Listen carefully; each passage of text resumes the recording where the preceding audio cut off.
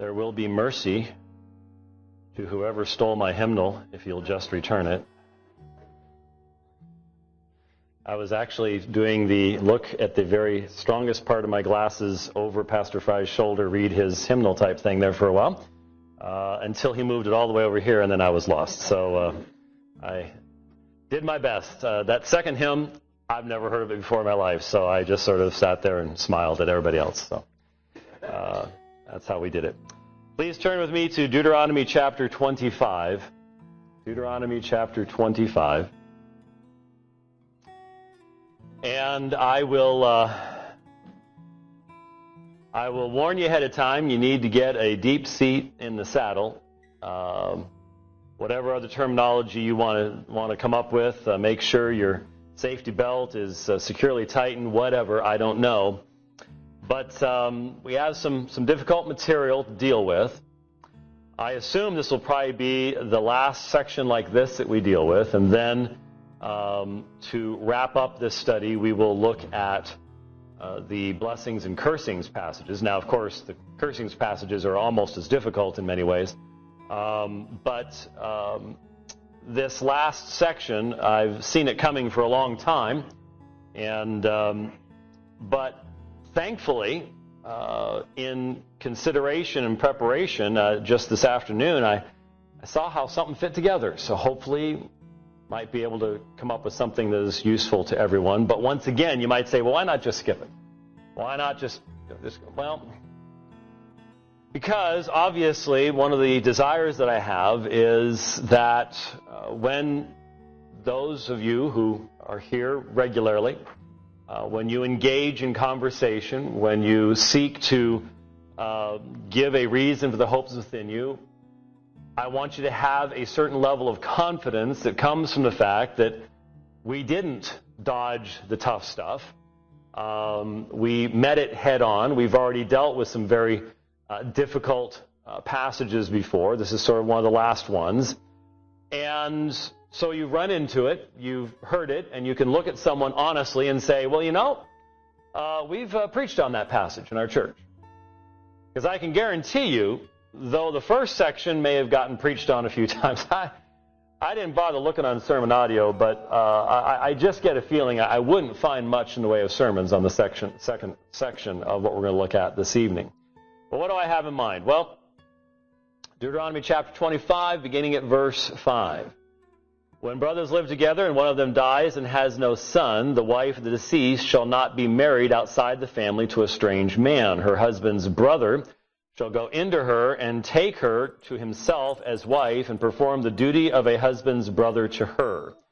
It shall be that the firstborn whom she bears shall assume the name of his dead brother, so that his name will not be blotted out from Israel. But if the man does not desire to take his brother's wife, then his brother's wife shall go up to the gate to the elders and say, my husband's brother refuses to establish a name for his brother in Israel. He is not willing to perform the duty of a husband's brother to me. Then the elders of his city shall summon him and speak to him. And if he persists and says, I do not desire to take her, then his brother's wife shall come to him in the sight of the elders and pull his sandal off his foot and spit in his face. And she shall declare, thus it is done to the man who does not build up his brother's house.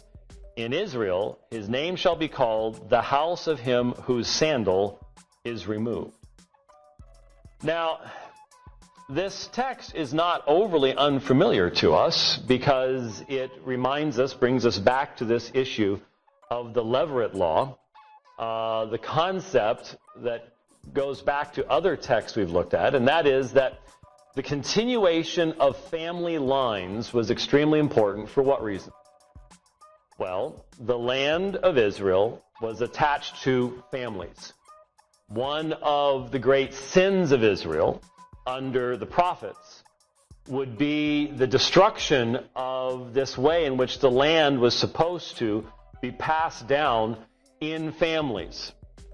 And so what would happen, and we even see this in some instances in some of the historical works, people would improperly purchase land.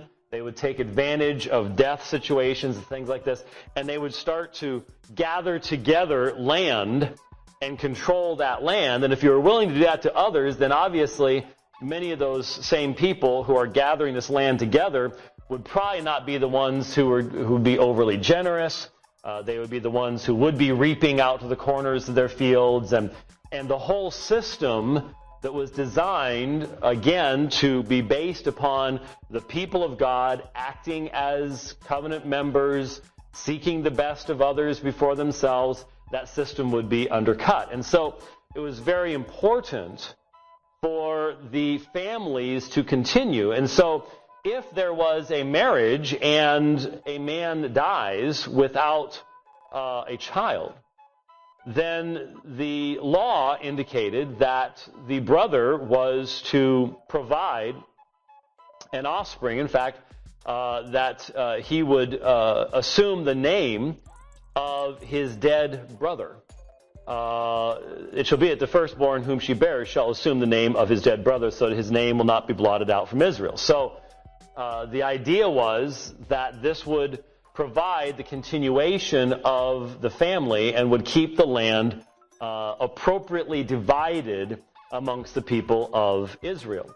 Now, we know of an instance in relationship to this in the New Testament. We know that the Sadducees came to Jesus in Matthew chapter 22, and they presented the story of the woman and the 7 brothers. And if you'd never read Deuteronomy 25 before, you might have wondered about that story.